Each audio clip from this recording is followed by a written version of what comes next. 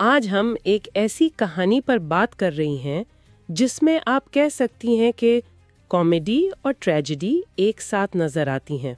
जी बिल्कुल। एक ऐसा अदाकार जो पर्दे पर हमें हंसाने के लिए मशहूर है, राजपाल यादव, आज खुद एक ऐसी सूरत हाल में है जो किसी भी तरह से मजाहिया नहीं है। वो तो हार्ड जेल में है। हाँ, और ये मामला सिर्फ एक कर्ज का नहीं है, बल्कि ये इस बात का भी जायजा है कि जब एक माली गलती आपकी जिंदगी पर हावी हो जाए तो क्या होता है। और क्या शोहरत आपको इससे बचा सकती है, ये भी एक बड़ा सवाल है। बिल्कुल। इस कहानी में बहुत सी परतें हैं। एक तरफ कानून है, जाती जिम्मेदारी का सवाल है, और दूसरी तरफ फिल्म इंडस्ट्री की तरफ से एक गैर मुतवक्का किस्म की हिमायत का मुजाहिरा है। तो इस सारी गुफ्तगू के लिए हमारे पास दो अहम रिपोर्ट्स हैं। एक द टाइम्स ऑफ इंडिया की है और दूसरी द इंडियन एक्सप्रेस की। तो चलें इस कहानी को शुरू से समझते हैं कि आखिर ये सब हुआ कैसे। जी, इस कहानी की जड़ें वो 2010 में है, यानी आज से तकरीबन 15 साल पहले। 15 साल? हाँ, राजपाल यादव ने अपनी डायरेक्शन में पहली फिल्म बनाने का फैसला किया। फिल्म का नाम था अता पता लापता। अच्छा। और उसके लिए उन्होंने एक बिजनेसमैन से 5 करोड़ रुपए का कर्ज लिया। और फिल्म बनाना तो हमेशा से एक बहुत बड़ा जुआ होता है। बिल्कुल। और बदकिस्मती से उनका ये जुआ कामयाब नहीं हुआ। फिल्म बॉक्स ऑफिस पर बुरी तरह नाकाम हो गई। और यहीं से असल मसाइल का आगाज हुआ। कर्ज वापस नहीं हो सका और मामला अदालत पहुंच गया। जी, और ये कोई सीधा साधा केस नहीं रहा। ये एक दहाई से ज्यादा चलने वाली कानूनी जंग बन गया। मतलब ये सिर्फ एक अदालत में खत्म नहीं हुआ? नहीं, बिल्कुल नहीं। जो रिपोर्ट्स हैं उनके मुताबिक चेक बाउंस होने पर उनके खिलाफ केसेस हुए। 2018 में एक निचली अदालत ने उन्हें और उनकी अहलिया को 6 माह कैद की सजा सुनाई। 6 माह? तो फिर उन्होंने अपील की होगी, जाहिर है। बिल्कुल की। मामला सेशन कोर्ट में गया, लेकिन 2019 में वहां से भी कोई रिलीफ नहीं मिला और सजा बरकरार रखी गई। तो आप देखें, मामला निचली अदालतों से होता हुआ हाई कोर्ट तक पहुंचा, जो ये बताता है कि ये कितना संगीन बन चुका था। और फिर 2024 में दिल्ली हाई कोर्ट का फैसला आया। जी, और हाई कोर्ट ने उन्हें एक मौका दिया। उन्होंने सजा को आर्जी तौर पर इस शर्त पर मुअत्तल कर दिया कि वो कर्ज देने वाले के साथ मामला सेटल कर लेंगे, पैसे दे देंगे। लेकिन ऐसा नहीं हो सका। और यहीं पर अदालत का रवैया बहुत बहुत सख्त हो गया। तो अदालत उसे सिर्फ एक माली मजबूरी नहीं समझ रही थी। आपने बहुत अहम नुक्ता उठाया। देखें, द टाइम्स ऑफ इंडिया की रिपोर्ट में जस्टिस सूर्यकांत शर्मा के रिमार्क्स हैं। अच्छा, क्या कहा उन्होंने? उन्होंने खास तौर पर राजपाल यादव के रवैये पर तनकीद की। कहा कि उन्हें सेटलमेंट के वादों को पूरा करने के लिए बार बार कई सालों तक मौके दिए गए। कई सालों तक? जी, लेकिन वो हर बार नाकाम रहे। तो अदालत के लिए ये सिर्फ पैसे का केस नहीं रहा, बल्कि ये वादों की खिलाफ वर्जी के एक पैटर्न का मामला बन गया। मतलब पैसे से ज्यादा उसूल का मामला बन गया था कि अदालती अहकामात की कोई अहमियत है या नहीं। बिल्कुल। ये सोचना भी अजीब है कि एक फिल्म की कीमत एक इंसान 15 साल बाद भी अपनी आजादी से चुका रहा है। तो ये तो हुई माजी की बात। आज क्या हो रहा है? आज जब वो तिहाड़ जेल में हैं, तो अदालत में क्या कार्रवाई हुई? आज यानी 12 फरवरी 2026 को उन्होंने अदालत के सामने सरेंडर किया और उन्हें जेल भेज दिया गया। और आज ही उनकी जमानत की दरखास्त पर समाअत भी हुई। जी, और इसमें कुछ दिलचस्प बातें सामने आईं। सबसे पहले तो कर्ज की रकम का मामला है। हाँ, इसमें थोड़ा कंफ्यूजन है। एक रिपोर्ट कहती है कि असल कर्ज 5 करोड़ का था, लेकिन दूसरी में लिखा है कि ये रकम अब तकरीबन 9 करोड़ हो चुकी है। ये तो तकरीबन दुगनी रकम है। ये फर्क कैसे? ये एक क्लासिक मिसाल है कि वक्त एक छोटे कर्ज को कैसे एक पहाड़ में बदल देता है। असल रकम 5 करोड़ थी, लेकिन 15 साल का सूद, कानूनी कार्रवाई के खर्चे और जुर्माने। अच्छा, ये सब मिलाकर कर्ज को तकरीबन दुगना कर गए। तो ये अब 5 करोड़ का कर्ज नहीं, बल्कि सिस्टम के साथ 15 साल जंग की कीमत है। बिल्कुल। आज की समाअत में उनके वकील ने एक अहम दावा भी किया। उन्होंने कहा कि 5 करोड़ में से 2.5 करोड़ रुपए अदा कर दिए गए हैं, यानी आधी रकम। हाँ, तो क्या इससे कोई फर्क पड़ेगा? कानूनी तौर पर यह एक मुस्बत बात हो सकती है, लेकिन यह जज के मूड पर मुनहसर है। अगर अदालत का बुनियादी मसला वादों की मुसलसल खिलाफ वर्जी है, तो शायद आधी रकम भी काफी ना हो।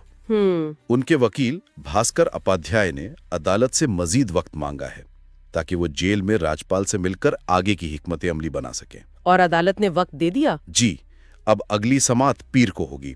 इसलिए आने वाले दिन बहुत अहम है। ये तो हुई कानूनी और माली साइड, मगर मुझे जो बात सबसे ज्यादा हैरान कर रही है वो ये है कि जब उन्होंने जेल जाने से पहले मीडिया से कहा कि मैं क्या कर सकता हूँ, मैं बिल्कुल अकेला हूँ। और यहीं पर कहानी एक ड्रामाई मोड़ लेती है। कैसे? उनका ये बयान कि मैं अकेला हूँ शायद उनका एक जाती मायूसी भरा एहसास था, लेकिन उसके फौरन बाद बॉलीवुड ने ये साबित करने की कोशिश की कि वो अकेले नहीं हैं। अच्छा। उनके मैनेजर गोल्डी ने बताया कि इंडस्ट्री के बड़े बड़े नाम उनकी मदद के लिए आगे आ रहे हैं। ये तो हैरानकुन बात है। एक तरफ अदालत उन्हें नाकाबिले एतबार समझ रही है और दूसरी तरफ पूरी इंडस्ट्री उनके पीछे खड़ी हो गई है। ये कितना बड़ा तजाद है। बिल्कुल। कौन कौन है इस फहरिस्त में? ये फहरिस्त वाकई मुतासिर कुन है।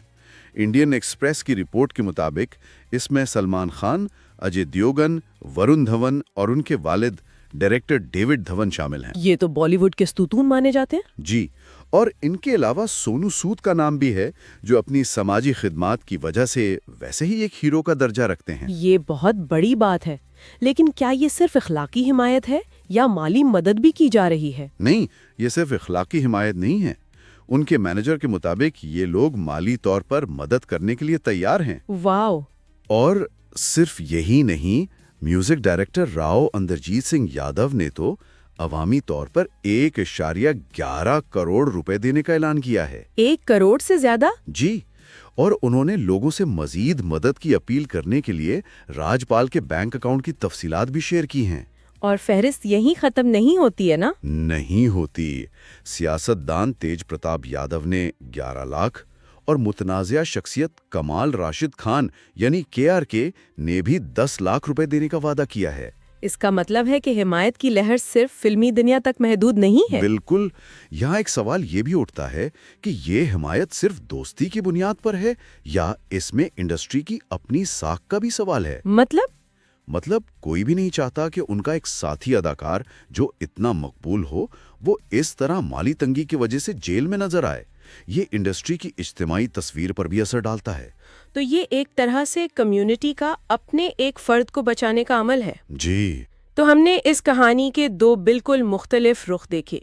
एक कानूनी रुख जो जाती जिम्मेदारी और कानून की बालादस्ती पर जोर देता है, और दूसरा समाजी रुख जो एक मुश्किल में घिरे साथी के लिए हमदर्दी और कम्युनिटी की हिमायत को जाहिर करता है।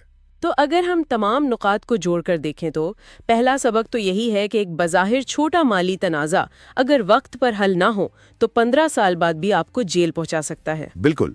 दूसरा नुक्ता अदालत का नुक्ता है। अदालती निज़ाम ने उन्हें बार बार मौके दिए, लेकिन जब वादे पूरे नहीं हुए तो बिल आखिर कानून ने अपना रास्ता लिया। ये जाहिर करता है कि निज़ाम में लचक तो है, लेकिन उसकी भी एक हद है। और तीसरा और शायद सबसे ज्यादा दिलचस्प नुक्ता राजपाल यादव के अकेले होने के एहसास और इंडस्ट्री के रद्द-ए-अमल के दरमियान जो तजाद है। जी, ये हमें बॉलीवुड की एक ऐसी तस्वीर दिखाता है जहां शदीद मुकाबले के बावजूद बुरहान के वक्त एक मजबूत बरादरी का एहसास भी मौजूद है।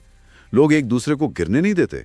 और चौथा और आखिरी नुक्ता ये कि कहानी अभी खत्म नहीं हुई है, सूरत हाल अब भी गैर यकीनी है। हाँ, पीर को होने वाली समात, आधे कर्ज की अदायगी का दावा और इंडस्ट्री की तरफ से मिलने वाली माली मदद के वादे, ये सब मिलकर इस केस में एक अहम मोड़ ला सकते हैं। ये देखना होगा कि अदालत इन नई बातों को किस नजर से देखती है। बिल्कुल। ये केस अब सिर्फ राजपाल यादव का नहीं रहा, ये एक मिसाल बन गया है कि शोहरत, पैसा, कानून और इंसानी ताल्लुकात किस तरह एक दूसरे से जुड़े हुए हैं। आज हमने राजपाल यादव के केस की गहराई में जाकर उसके कानूनी, माली और सबसे बढ़कर इंसानी पहलुओं को समझने की कोशिश की। जी। हमने देखा कि एक दहाई पुराना कर्ज कैसे एक बड़ी कानूनी जंग में तब्दील हो गया, और जब एक शख्स ने खुद को तन्हा महसूस किया तो उसकी बिरादरी ने उसे सहारा देने की कोशिश की। ये रिपोर्ट्स हमें इस केस की तफसीलात तो बताती हैं,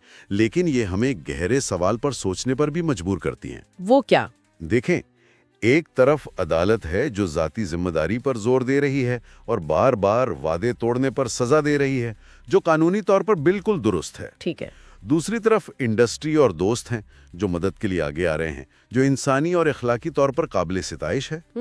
ये हमें सोचने पर मजबूर करता है कि जाती एहतिसाब और कम्युनिटी की हिमायत के दरमियान सही तवाजुन कहाँ होना चाहिए। जब कानून अपना रास्ता ले चुका हो और किसी को उसकी गलतियों का जिम्मेदार ठहरा चुका हो, तो क्या उसके बाद कम्युनिटी की माली मदद उस शख्स की मदद कर रही है या कानूनी निजाम के फैसले को कमजोर कर रही है? ये एक बहुत पेचीदा सवाल है। इसमें सही और गलत की कोई वाज़ेह लकीर नहीं है और शायद यही इस कहानी का सबसे सोचने पर मजबूर करने वाला पहलू है।